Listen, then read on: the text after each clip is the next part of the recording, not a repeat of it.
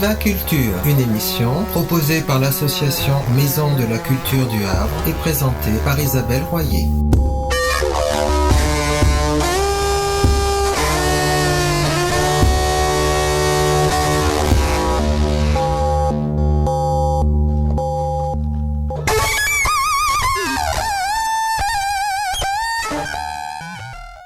Bonjour à toutes et à tous, voici Viva Culture, une émission sur la culture dans tous ses états.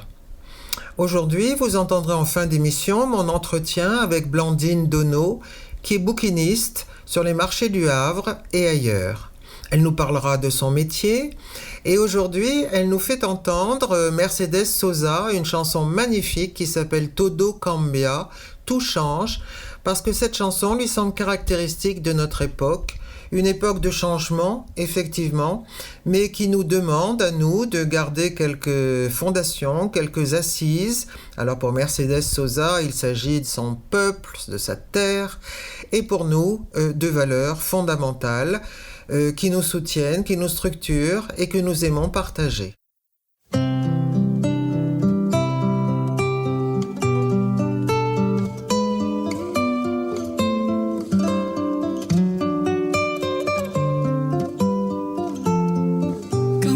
Superficial, cambia también lo profundo, cambia el modo de pensar, cambia todo en este mundo, cambia el clima con los años, cambia el pastor su rebaño, y así como todo cambia, que yo cambie no es extraño.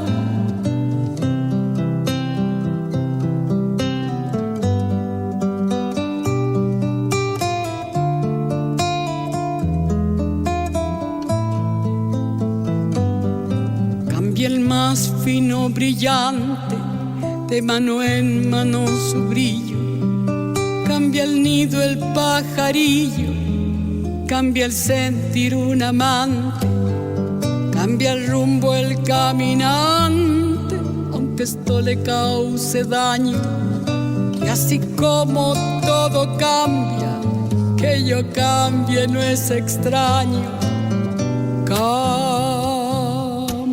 Todo cambia, cambia, todo cambia.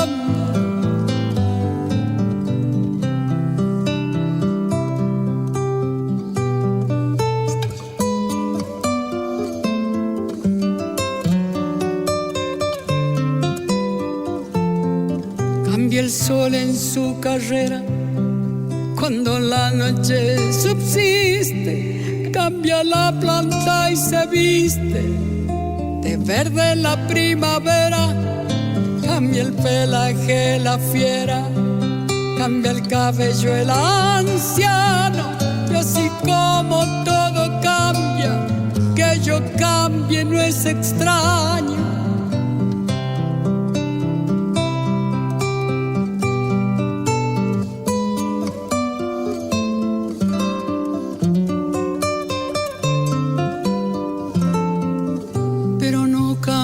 Mi amor, por más lejos que me encuentre, ni el recuerdo ni el dolor de mi pueblo y de mi gente. Y lo que cambió ayer tendrá que cambiar mañana, así como cambio yo en esas tierras lejanas. Cambia, todo cambia.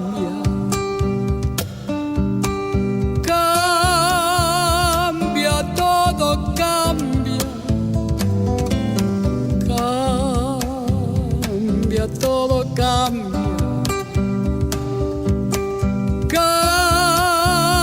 cambia, todo cambia,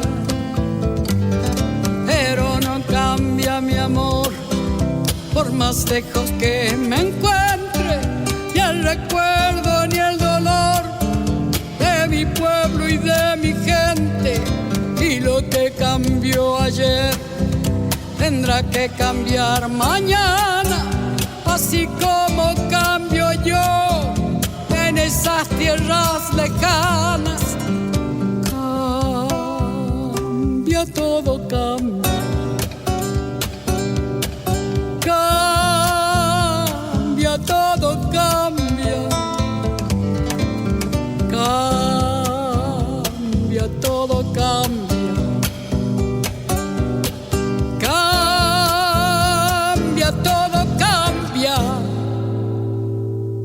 Au musée Malraux, devant le tableau de Claude Monet, Impression soleil levant, j'ai rencontré cette fois Nina et Cola, deux adolescents qui ont bien voulu me donner leur réaction devant cette œuvre.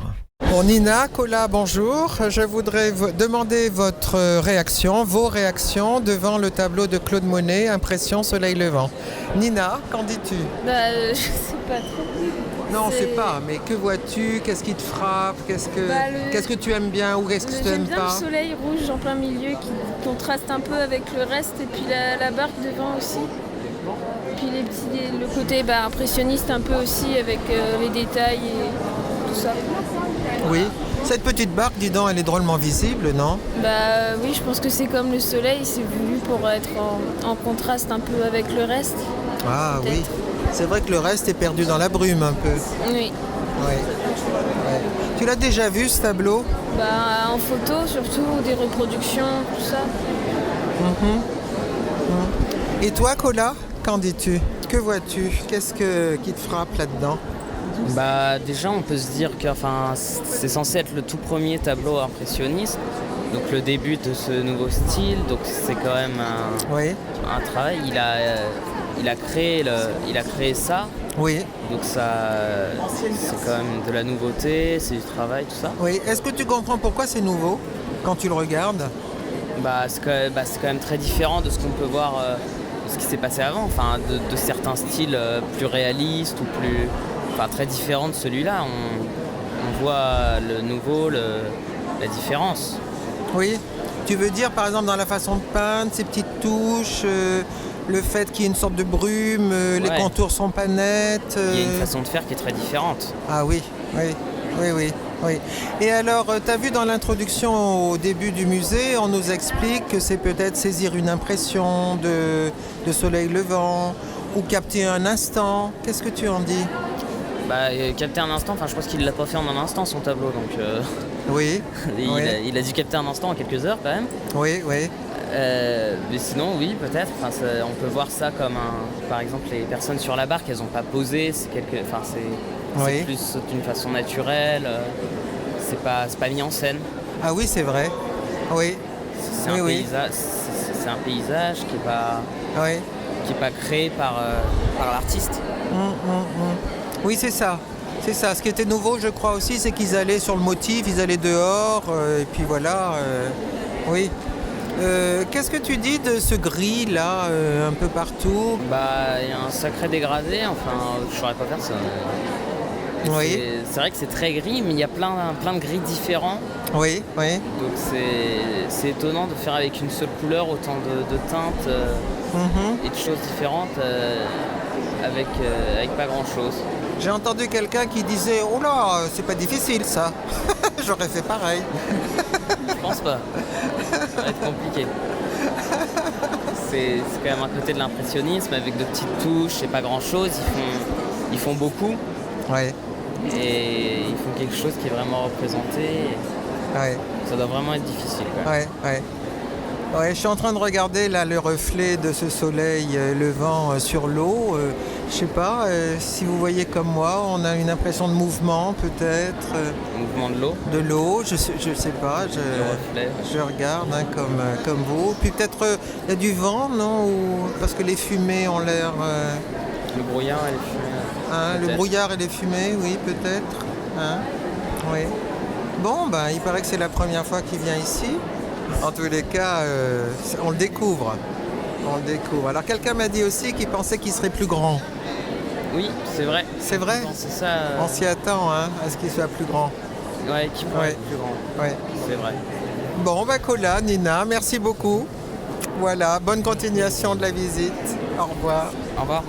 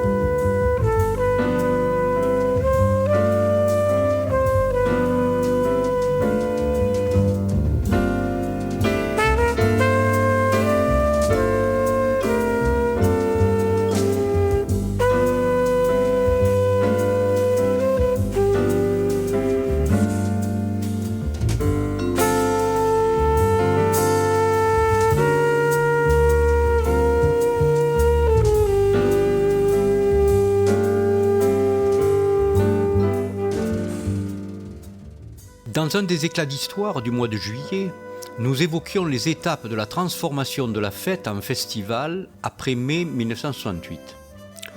Aujourd'hui, je vais mettre en perspective l'évolution de la notion de commémoration à travers une brève analyse de 3 d'entre elles, celle de 1917, celle de 1967 et celle de 2017.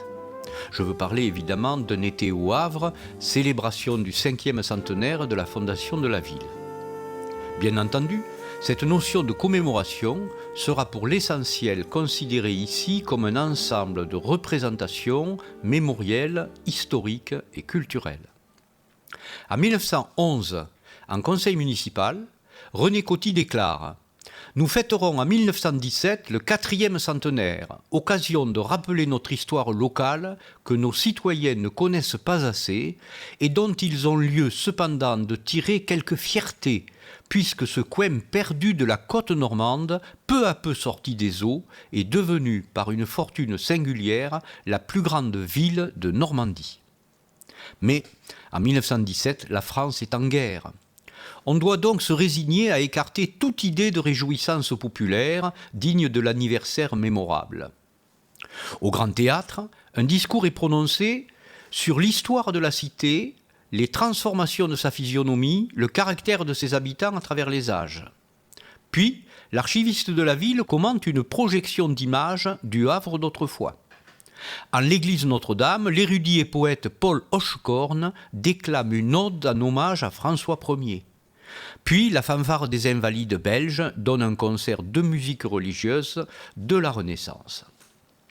En 1967, le 450e anniversaire de la ville est devenu un événement culturel total. L'hôtel de ville présente l'exposition 450 ans d'histoire. Le musée accueille les œuvres de Georges Braque, qui a étudié à l'école des beaux-arts de la ville du Havre. Et les spectacles se déploient sur les espaces publics de la ville.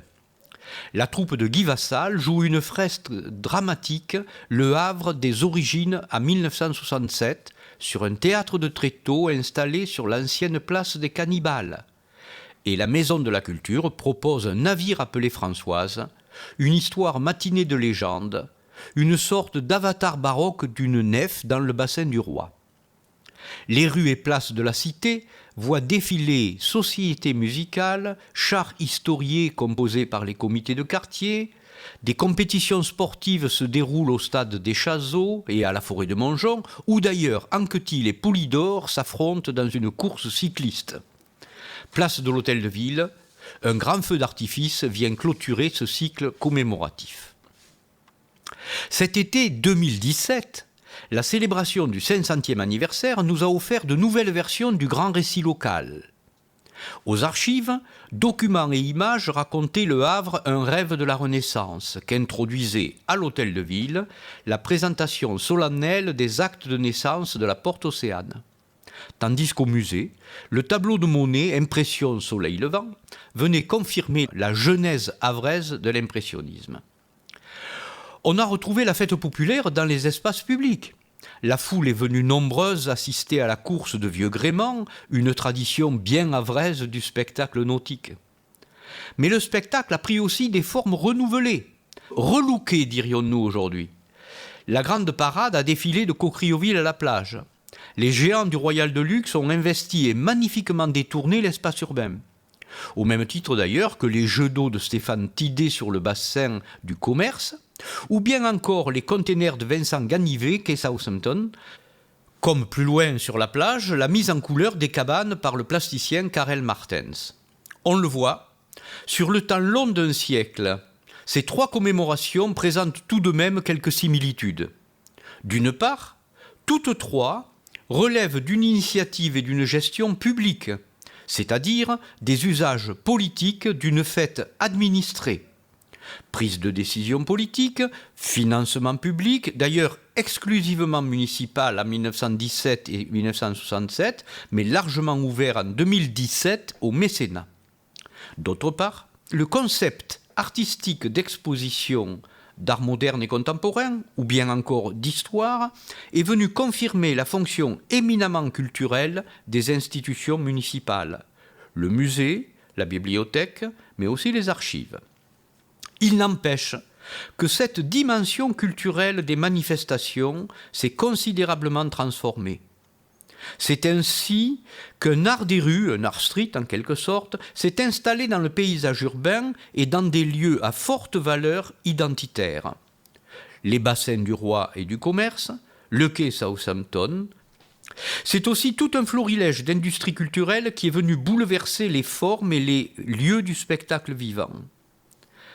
Quant aux manifestations New Look, conçues par Jean Blaise, s'inscrivait-elle encore dans un processus de démocratisation de l'accès à la culture, ou bien plutôt dans cette idée bien dans l'air du temps de culture partagée ?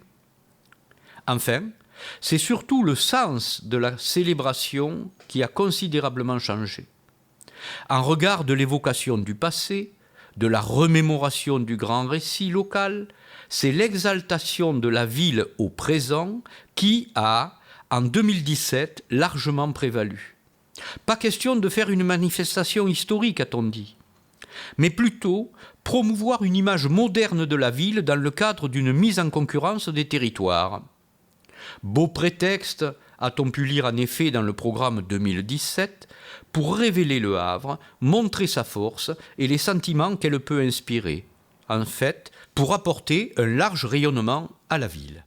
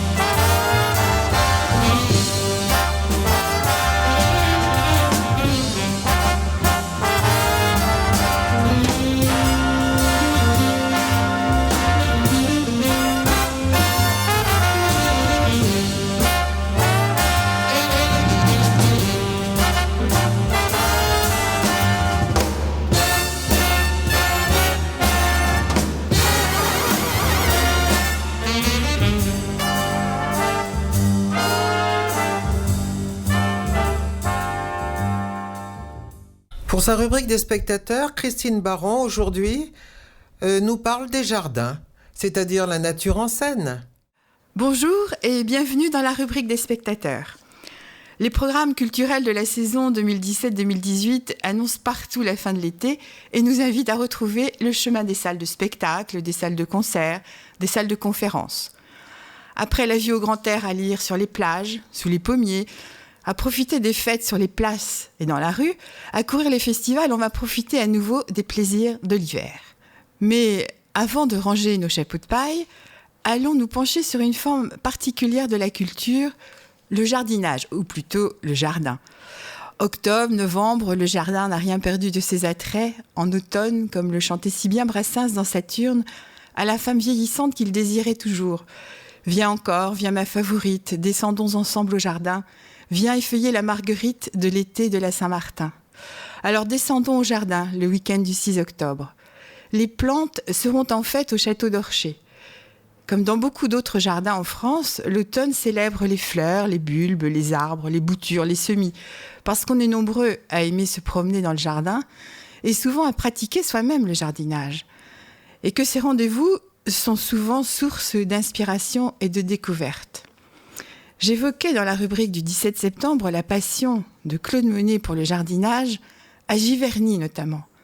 Jardiner, pour lui, c'était embellir le monde et construire à sa mesure le paysage de sa vie quotidienne et surtout, bien sûr, préparer l'inspiration de ses toiles à venir. Le soin qu'il apportait au choix de ses plantes, qu'il faisait venir de très loin, montre à quel point il était passionné par son jardin, et ses nymphéas sont toujours là, témoins de son goût profond pour la botanique et la culture des fleurs. Évidemment, sans se prendre pour un artiste, on peut être heureux d'apporter sa touche personnelle à l'endroit où l'on vit et se construire au fil des saisons son propre spectacle, et devenir du même coup le spectateur unique de son œuvre. Parce que se promener dans un jardin, c'est se réjouir d'un spectacle permanent. Les formes et les couleurs qui charment le regard, les parfums qui embaument le chant des oiseaux, le bruissement des branches et parfois le clapotis des fontaines qui font la bande-son. C'est à plus grande échelle l'art maîtrisé des grands créateurs de jardins et de paysages. Que ce soit André Le Nôtre et sa mise en scène des végétaux et des perspectives à Versailles ou à Vaux-le-Vicomte, ou des entreprises plus étonnantes comme celle du mur végétalisé du musée du Quai Branly à Paris, où Patrick Blanc a fait pousser le jardin sur les murs de Jean Nouvel. Tous les goûts sont dans la nature. Et au Havre, on a l'embarras du choix. Les bancs du Square Saint-Roch, les fontaines de l'Hôtel de Ville, les serres des jardins suspendus et le superbe panorama sur l'estuaire, la magnifique parabole d'Alexandre Moronos au bout du pré fleuri à Cocriauville qui s'ouvre sur la ville, la forêt de Montjon en pleine restructuration, le paisible parc de Rouet, le petit jardin japonais. Bref, profitez de ces plantes en fête le week-end prochain au château d'Orcher. Et si vous vous intéressez à la permaculture, allez écouter la conférence le 7 octobre à 11h. On a tout près du Havre la ferme du Bec-et-Loing, emblématique de cette nouvelle conception de culture douce, formalisée par des Australiens en 1978 et de plus en plus fédératrice depuis quelques années. Cette culture douce qui cherche à prendre soin de la terre, des hommes et des ressources.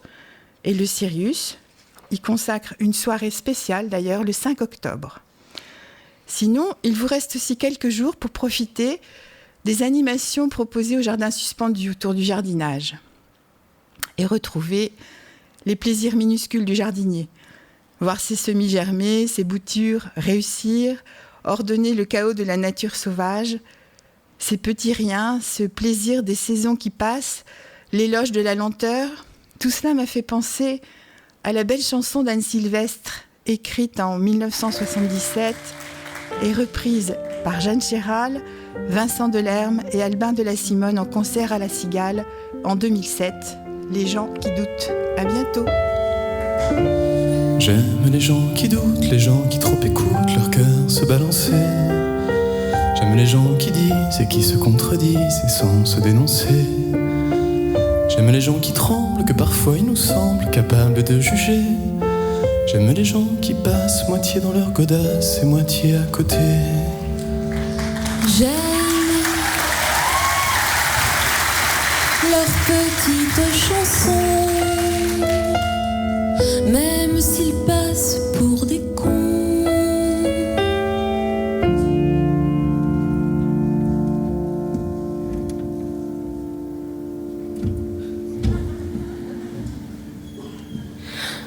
J'aime ceux qui paniquent, ceux qui sont pas logiques, enfin pas comme il faut.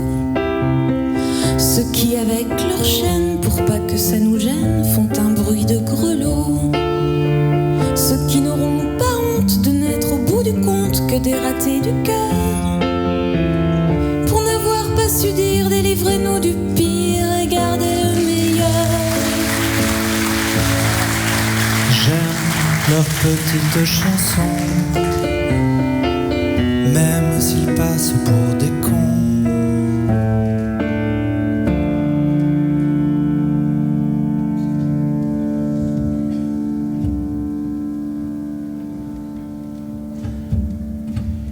J'aime les gens qui n'osent s'approprier les choses, encore moins les gens ceux qui veulent bien être qu'une simple fenêtre pour les yeux des enfants. Ceux qui sans oriflamme, les daltoniens de l'âme ignorent les couleurs. Ceux qui sont assez poires pour que jamais l'histoire leur rende les honneurs. J'aime leurs petites chansons, même s'ils passent pour des cons. J'aime les gens qui doutent, mais voudraient qu'on leur foute la paix de temps en temps. Et qu'on ne les malmène jamais quand ils promènent leurs automnes au printemps. Qu'on leur dise que l'âme fait de plus belles flammes que tous ces tristes culs. Et qu'on les remercie, qu'on leur dise, on leur crie merci d'avoir vécu. Merci pour la tendresse, et tant pis pour vos fesses qui ont fait ce qu'elles ont pu.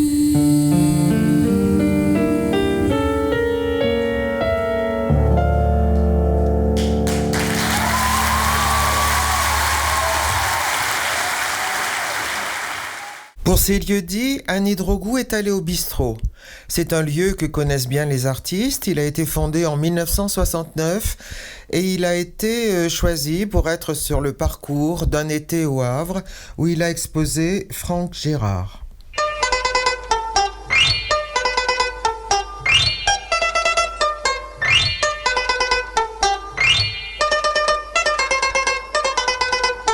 Aujourd'hui, nous allons parler du bistrot. Il est inutile de le présenter, tant il est connu depuis des décennies par tous ceux qui comptent de philosophes, de peintres, de musiciens exactement, de ceux qui aiment partager, de ceux qui aiment parler, de ceux qui aiment écouter. J'ai en face de moi Christian qui va se présenter. Oui, Christian Zion, patron du bistrot, enfin gérant du moins du bistrot.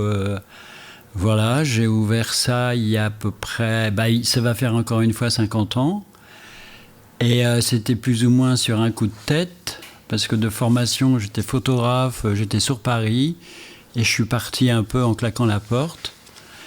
Et je passais régulièrement devant cet endroit en allant sur la Plastière, et je me suis dit, pourquoi pas ouvrir un bistrot ?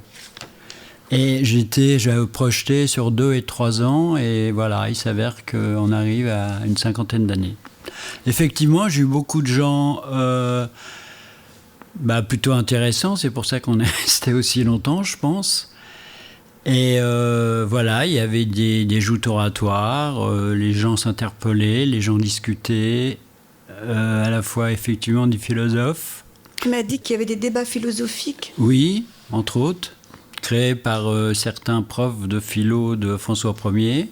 Il y a eu aussi quelques conférences du muséum d'histoire naturelle. On a eu aussi du café-théâtre, surtout. On a ouvert, on a eu la chance de recevoir pour la première, alors évidemment c'était dans les années 80, qui s'appelait Gustave Parking, qui est de renommée mondiale maintenant, puisqu'il est directeur du Théâtre de Canada, théâtre de rue. Et pas mal de musiciens, effectivement, surtout du jazz, qui était géré par Pierre Touquet. Est-ce que tu peux me dire par qui il est fréquenté ?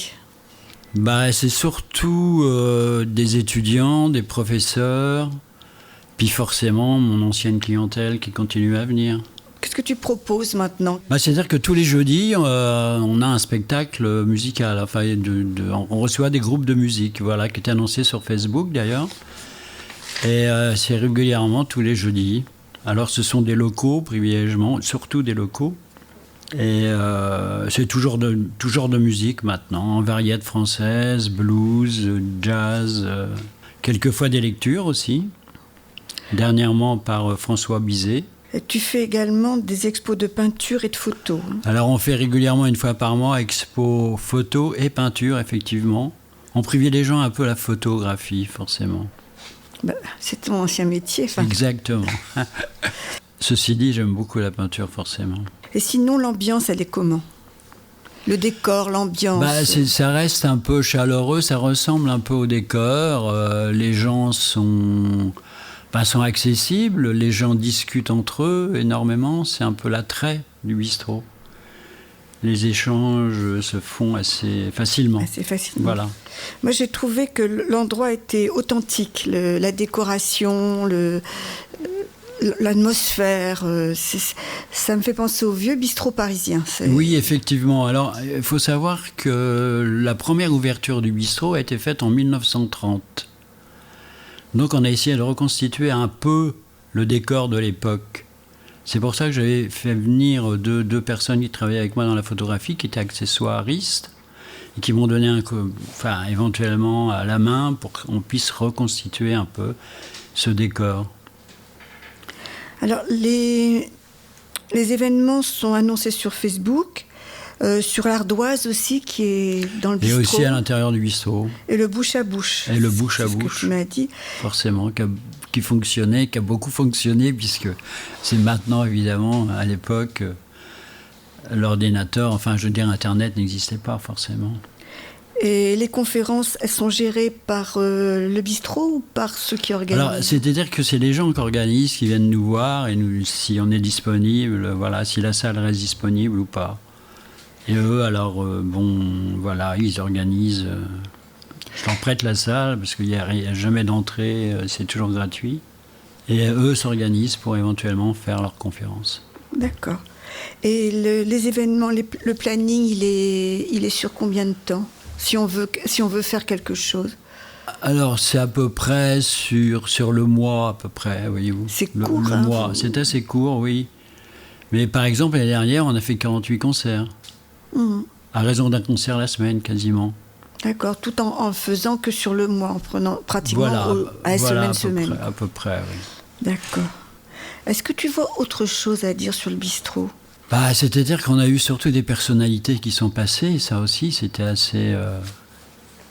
ça a rendu les gens enthousiastes. En fait, il y a eu, alors forcément, comme on disait tout à l'heure, Gustave Parking, de renom dans le café-théâtre, mais on a eu Zouk aussi, on a eu des gens de la mode aussi, Emmanuel Kahn, qui était styliste. On a eu une assistante de Sonia Riquel, entre autres.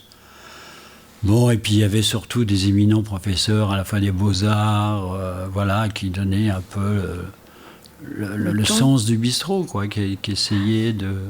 Voilà. On parlait beaucoup. Le bistrot, alors tu le définis plutôt comme un lieu de culture et de rencontre, plutôt qu'un bar ? Alors oui, c'est un peu ça, parce qu'il y avait des gens comme Yolande Simon, qui est un théâtreux aussi, qui disait le bistrot, c'est la deuxième maison de la culture. J'exagère, mais c'est un peu ça. Bon, ça se voulait comme ça. Après, mais les temps changent énormément, bien sûr. Bien sûr, ça a énormément changé. Bien. Écoute, je te remercie d'être venu nous voir. Je vous en prie, c'est un plaisir pour moi. Et puis, à bientôt. Ok. Ne serait-ce qu'au bistrot. Bien sûr, et avec plaisir. Au revoir.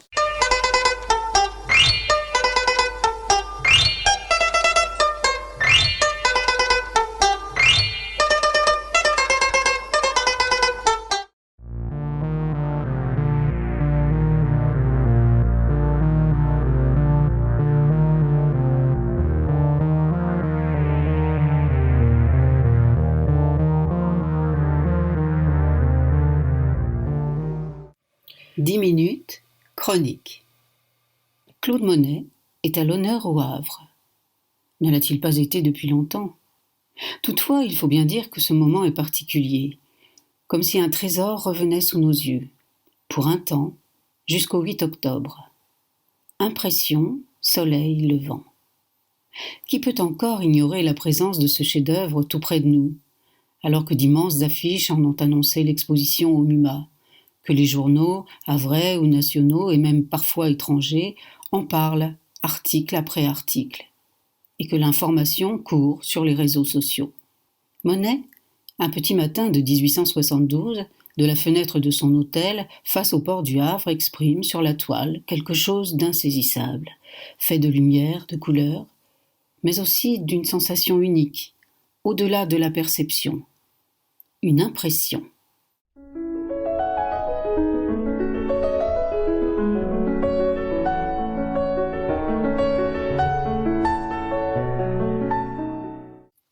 alors que la présence d'impressions soleil levant bénéficie de toutes les attentions, dernier éclat des 500 ans et de cet exceptionnel été au Havre, Paris ouvre une autre porte sur la personnalité de Monet, celle de collectionneur, dans une exposition au musée Marmottan. Monet était un grand collectionneur des œuvres d'art de son temps. En 1882, voilà 10 ans qu'il a peint Impression, ce tableau tant décrié d'abord, tant moqué, ce tableau qui a donné son nom à l'impressionnisme. Il est alors reconnu. Il s'installe à Giverny dans une vaste bâtisse qu'il aménage progressivement pour y vivre en compagnie de sa grande famille recomposée. Ses 2 fils, sa compagne Alice et ses 6 enfants. Il va peindre librement au milieu des couleurs changeantes de son jardin fleuri, au bord du bassin aux nymphéas. Dans la nature, indispensable à son travail. Là, il dispose d'un immense atelier. Bientôt, les murs de chaque pièce de la nouvelle demeure accueillent les œuvres progressivement acquises par le maître de maison. Cézanne, Caillebotte, Renoir, Pissarro, Manet, Hokusai, Berthe Morisot s'y côtoient.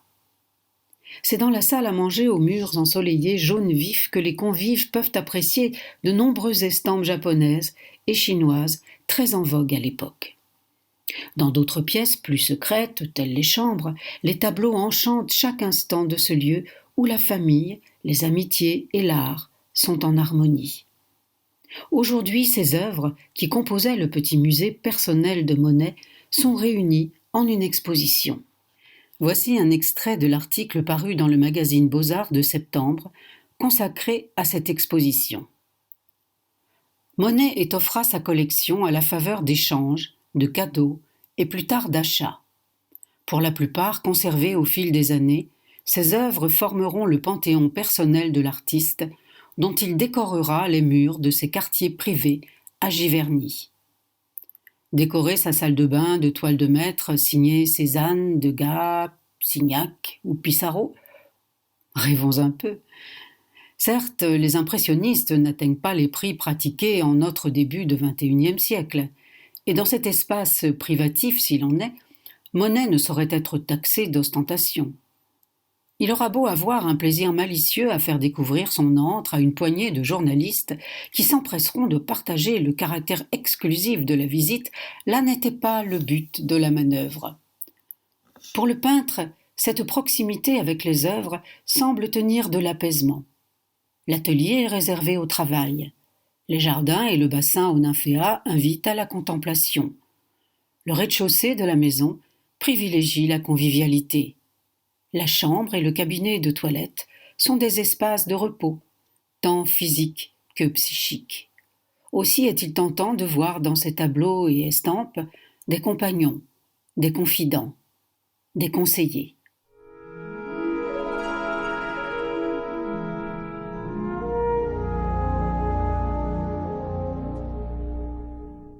Le mode de vie que Monet a créé, entre famille, relations mondaines et artistiques, a souvent fasciné et inspiré les écrivains. Les ouvrages sur lui sont nombreux, à propos de son art, mais aussi sur le cours de son existence qui ressemble à un roman, lié à l'histoire de la peinture, mais pas seulement, lié aussi à la société de son époque, aux artistes et écrivains, aux hommes politiques. En voici un exemple, le livre d'Eva Fedges intitulé « Lumière ». Lumière réinvente un jour de la vie de Claude Monet. De l'aube au crépuscule, où s'exprime l'essentiel de son existence, la peinture est l'indispensable à son équilibre, sa famille et ses amis. Dans ce livre, l'entourage du peintre prend toute son importance. L'auteur nous fait pénétrer dans les pensées des personnages, dans ces moments de conscience qui nous les rendent proches. La lumière est le fil directeur de ce livre. Le lecteur y voit la métamorphose des couleurs par les yeux du peintre. Voici un premier extrait. Les nymphéas étaient complètement ouverts maintenant, et les ombres avaient perdu de leur épaisseur. Il avait enfin la lumière qu'il voulait, et il ouvrit donc sa boîte de couleurs. Le soleil monta un peu plus haut derrière le saule, atténua son ombre dans l'eau, et avec elle, l'étendue froide des tons bleuâtres qui avaient rendu le monde aussi profond qu'il était haut, bleu et calme dans la clarté limpide du matin et aussi lisse que du verre. Plus tard, la journée de travail devant son chevalet s'achève pour Claude Monet. La lumière avait changé maintenant, et le moment qu'il avait passé à la saisir venait de s'achever. Il posa ses pinceaux, alluma une cigarette, évalua du regard la qualité de la toile. Il savait qu'il avait réussi à fixer quelque chose, mais était trop épuisé pour réfléchir à ce qui faisait encore défaut. Demain, il attendrait que ce moment idéal se présente une fois de plus. Aussi longtemps que rien d'autre n'aurait bougé entre-temps, et pour la première fois, il avait faim. Enfin, voici un dernier extrait. Alice, la maîtresse de maison, s'assoit pour écrire une liste d'achats. Elle ramena en arrière une mèche de cheveux, prit son stylo. Elle aurait bien voulu remonter en haut et se reposer derrière les volets fermés. Il avait horreur du noir, n'en mettait jamais, et c'est pour cela qu'il avait essayé de la persuader de quitter le deuil. Mais ça ne faisait pas vraiment une année complète. C'était ridicule de se sentir aussi fatiguée alors qu'elle n'avait pratiquement rien fait de la matinée. Cidre. Elle écrivit « cidre », puis essaya de se rappeler ce que Marguerite avait dit d'autre. Il y avait eu un autre mot. Elle leva les yeux pour examiner cette pièce qui avait été le centre de tant de journées ordinaires, la poussière et la patine que les années avaient déposées sur toutes les choses, les coussins usés, les chaises de rotin, quelques raies de lumière en provenance d'une fenêtre qui brillait sur les lattes du parquet, donnant au bord du tapis un air poussiéreux. Jean-Pierre avait laissé traîner une raquette de tennis sur le divan, l'une des filles avait laissé son ouvrage de couture inachevé sur un fauteuil.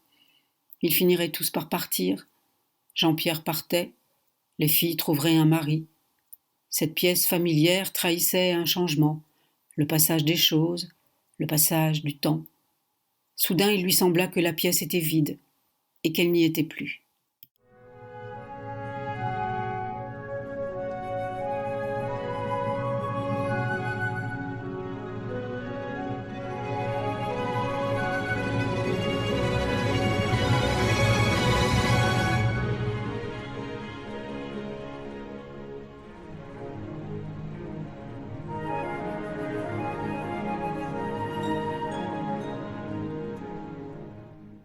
Sous une autre forme, Salvat Rubio a composé le scénario de la vie de Claude Monet et Effa l'a mise en image. Ce roman graphique peut être une belle introduction à l'essor de l'impressionnisme et au cours d'une existence exceptionnelle. Il s'intitule Monet, nomade de la lumière. Il reste 8 jours pour voir, revoir l'exposition Impression Soleil au MUMA. Et nous avons jusqu'au 14 janvier pour visiter Monet collectionneur au musée Marmottan-Monet à Paris.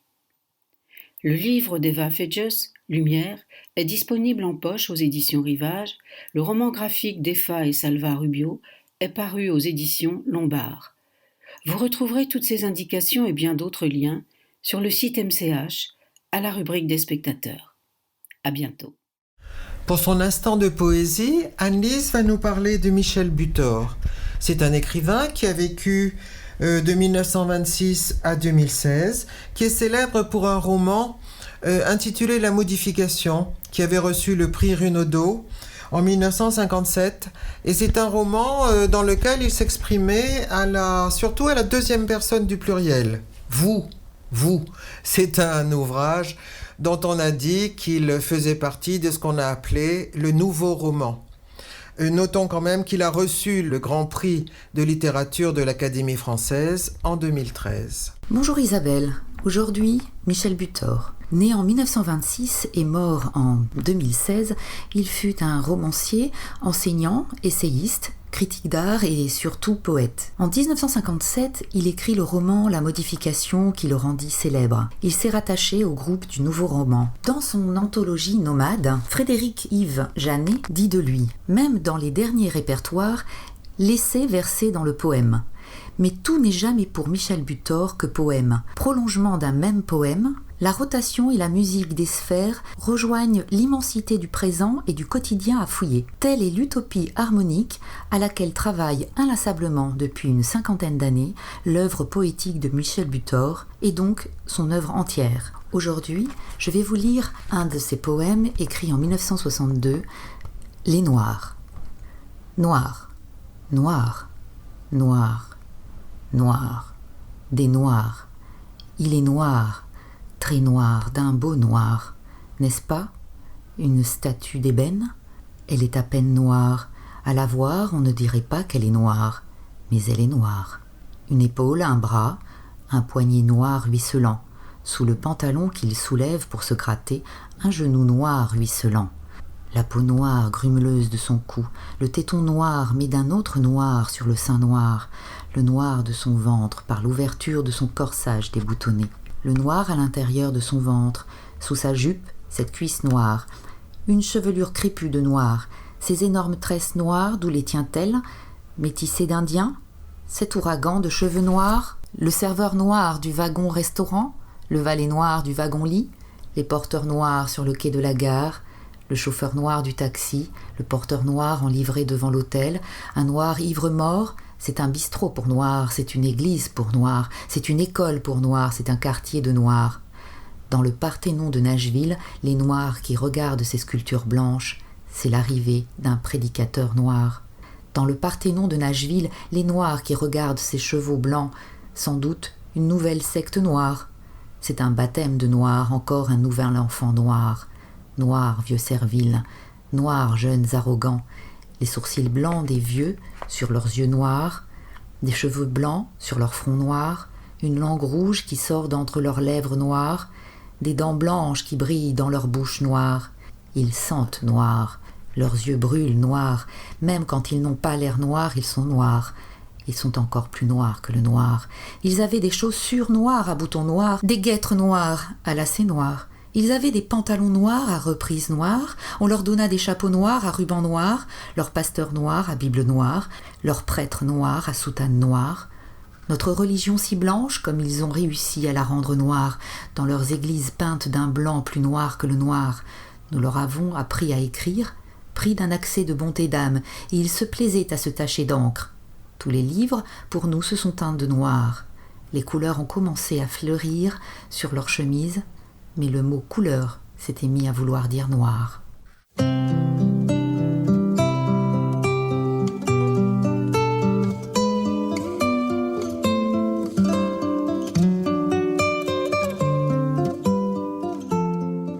Blandine Donneau, bonjour.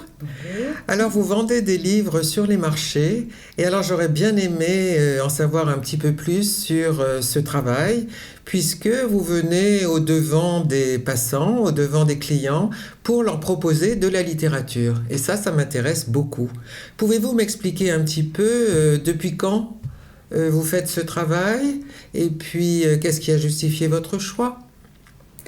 Alors, je suis bouquiniste sur les marchés et ailleurs, d'ailleurs, depuis 15 ans. En 2003, j'ai commencé. Je propose, oui, des livres, pas seulement de la littérature d'ailleurs, des livres également pour les enfants, des livres, des essais, des livres plus documentaires, des bandes dessinées un petit peu. Voilà, donc j'essaie de répondre à des demandes, mais j'apporte aussi des choix très personnels. J'essaie de défendre des choses, de défendre des livres, de défendre une façon de lire, de défendre, une façon de lire plaisir, on va dire. Voilà, donc la formule à l'extérieur, on va dire, parce que j'aime finalement être beaucoup à l'extérieur, bon, évidemment avec les aléas météorologiques, mais me permet d'être dans une espèce de formule d'animation qui, correspond à cette notion de lecture plaisir, de peut-être pour faire en sorte que les gens se décomplexent de tout ce qui entoure la lecture pour certaines personnes. Voilà. Oui. J'ai remarqué en particulier que les enfants se précipitent vers votre étal, et ça me plaît beaucoup. Alors vous avez un choix de livres pour enfants qui est effectivement, à mon avis, un peu particulier, et il m'a semblé qu'il était vraiment de qualité. Ben, j'essaye en tout cas d'avoir des livres de qualité au niveau du contenu, bon, la forme également, tout est en général assez propre parce que c'est des livres d'occasion, donc ils ont vécu, ils ont toute une vie, surtout les livres d'enfants, ils peuvent avoir été abîmés ou des choses comme ça. On essaye d'avoir des choses le plus propre possible. C'est important que les enfants trouvent des choses qui leur plaisent, mais qui leur apportent aussi, et qui peut-être les éduquent, on va dire, les ouvrent à des univers. Et puis, il y a différentes sortes, il y a vraiment beaucoup de choix dans le livre d'enfants. Il y a des choses vers l'imaginaire, mais il y a aussi des choses plus documentaires, des choses plus éducatives dans le sens scolaire du terme. Et voilà quoi. Oui, et puis aussi des livres esthétiques, à mon avis, avec des dessins magnifiques. Oui, aussi, oui. Mais il y a beaucoup maintenant d'éditions pour enfants qui sont très très intéressantes, quoi. Donc en fait, où par exemple l'illustration est très importante. Oui. Alors ce qui m'intéressait aussi dans votre démarche, c'est que vous venez au-devant des passants, au-devant des gens, comme les artistes dans la rue, l'art hors des murs. Et j'avais l'impression que vous connaissiez bien vos clients. Personnellement Presque, personnellement, sur leur goût, leur choix, sur leurs envies. Ouais.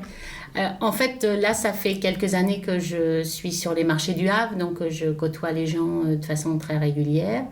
Donc évidemment, on converse énormément avec les gens dans ce métier-là. On est vraiment... c'est un métier très très de contact, et de conversation littéraire, des fois qui peuvent aller très très loin au niveau intellectuel. Et alors entre la prune et le fromage à côté, mais on essaye de faire en sorte. Et alors, ce qui est intéressant aussi, justement, c'est une autre question, mais il y a des interactions avec les autres commerçants, et donc les clients, à partir d'une conversation sur le stand, interfèrent avec les autres autour de moi, et ça peut être vraiment très intéressant, quoi. Oui. Voilà. Puis en général, l'ambiance est bonne sur les marchés. Oui, on essaye. Oui, voilà. C'est mieux quand il fait beau. Oui, ça c'est vrai. Et alors, sans doute, quelquefois, vous êtes amené à aller chercher des livres, à faire des recherches pour des clients précis qui vous ont dit « Ah, vous n'avez pas ci, j'aimerais avoir ça ». Ça fait partie du travail, oui, tout à fait. Oui. Et puis, moi, avant les marchés, j'ai fait beaucoup de salons du livre et de ce qu'on appelle de foires aux livres d'occasion ou des anciennes. Et donc, en fait, on a plus de ce genre de demande sur ces événements-là. Mais sur les marchés aussi, oui. Ça peut être le petit bouquin pour la petite dame ou que pour une personne qui fait des recherches dans un domaine et qui, demande de la documentation. Oui, vous avez un choix assez grand d'ailleurs de livres. Oui. Ça vient aussi... je pense qu'en fait, on vend aussi ce qui nous intéresse. C'est un peu... Mais moi, j'ai un domaine d'intérêt très, très vaste, en fait. Donc, en fait, ça m'intéresse autant d'avoir un livre sur les mathématiques que le dernier... Enfin, pas le dernier, mais les romans qui sont dans l'air du temps. Enfin, voilà, des choses comme ça. Voilà. Vous avez aussi des livres d'histoire, des livres de philo, des livres de langues étrangères, en langue étrangère et sur les langues étrangères, des livres de philosophie, des livres sur la nature, beaucoup, des livres sur le patrimoine, voilà. Oui, c'est assez vaste. Oui. Mais quand même, il y a un rayon littérature très, très prégnant. Et est-ce que vous avez l'impression que parfois les gens qui viennent vous voir, du coup ils viennent très naturellement bien sûr avant d'acheter leur beurre ou leur salade, est-ce que ces gens-là peut-être ne seraient pas allés dans une librairie ? Certains oui. Ça, pas tout le monde, mais Certains, oui. Ça, oui, je pense. Oui. Oui, Ouais. oui, oui. Ouais. Et puis évidemment, le prix est attractif puisque Aussi, vous oui. êtes bouquiniste. Alors, est-ce que ça a une influence, une importance Je pense que ça a une importance, bien sûr, mais comment dire, je pense que c'est aussi le fait juste le côté achat de livres, en fait. Juste le geste d'achat, on va dire, que certains, d'ailleurs, on pourrait dire sociologiquement de façon assez vaste, en fait, c'est pas forcément naturel d'aller toujours acheter un livre, en fait. Et le fait d'être juste à côté des gens comme ça permet cet achat, voilà. Et donc ce choix. Oui.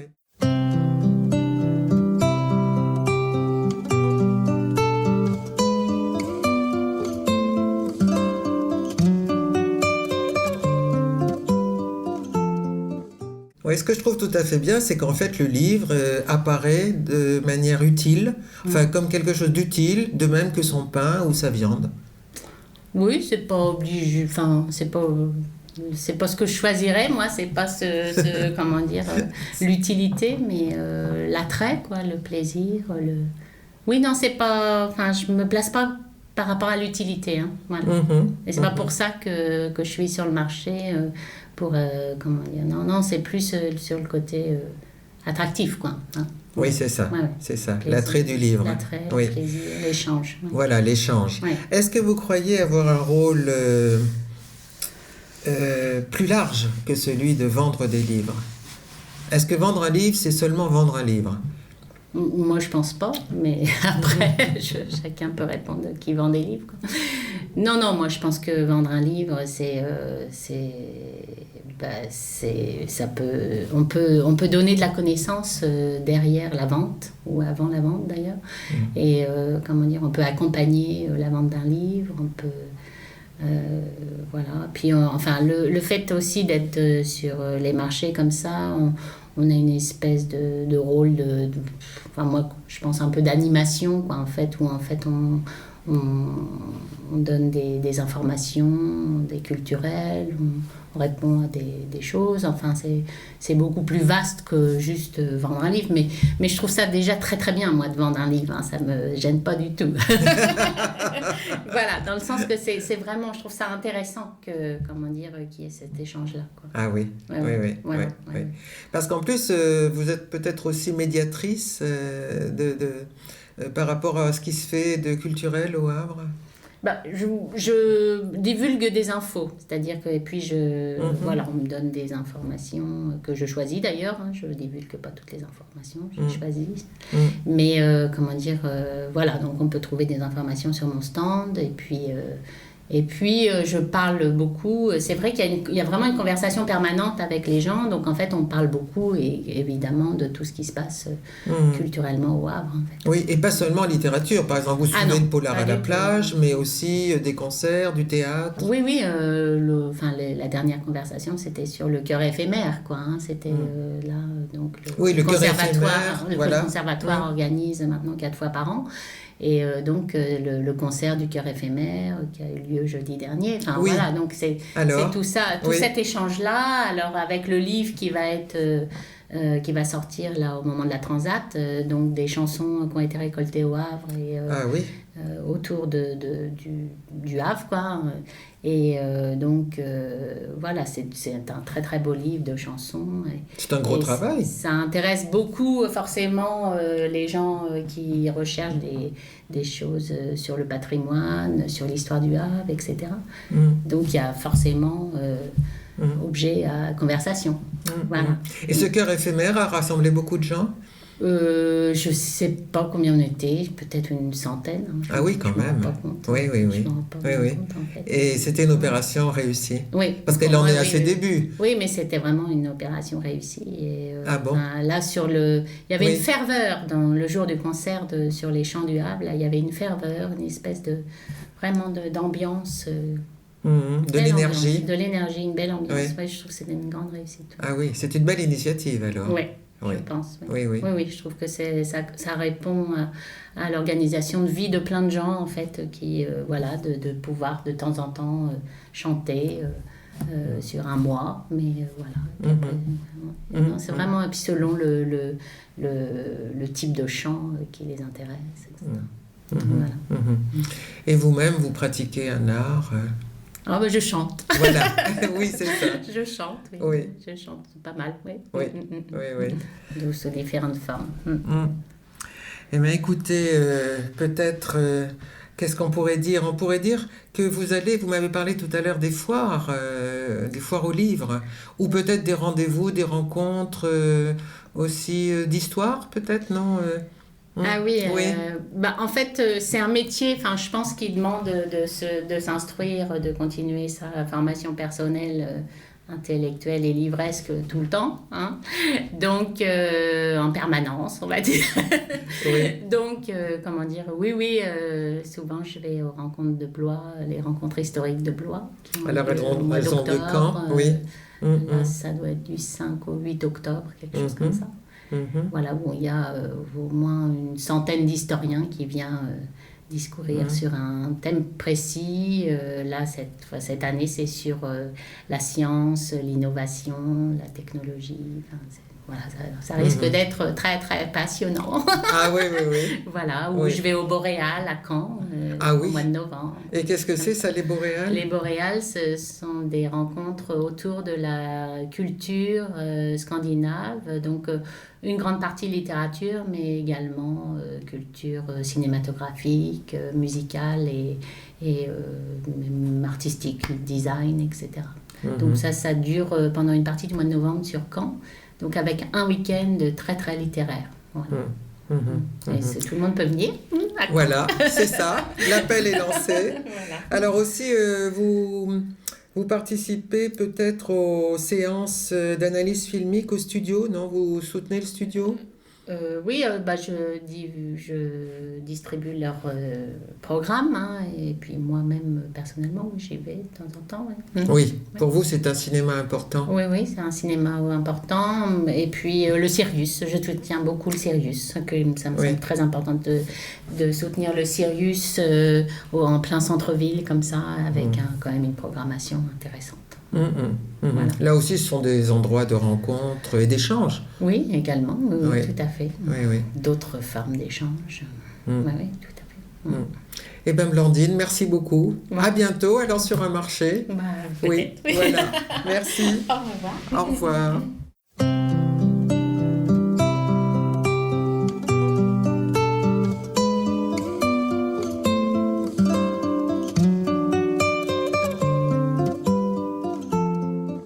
Au revoir, c'est la fin de Viva Culture. Je vous donne rendez-vous le 15 octobre pour une nouvelle émission.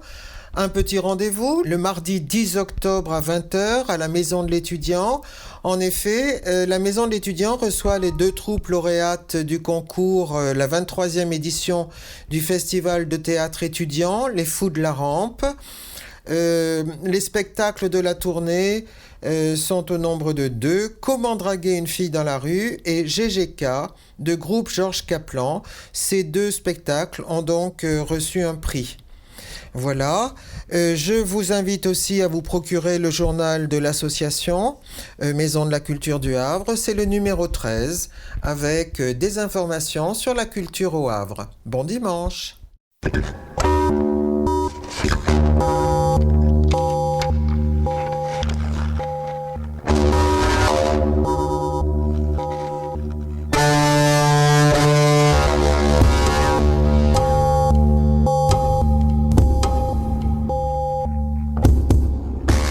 Viva Culture, une émission proposée par l'association Maison de la Culture du Havre et présentée par Isabelle Royer.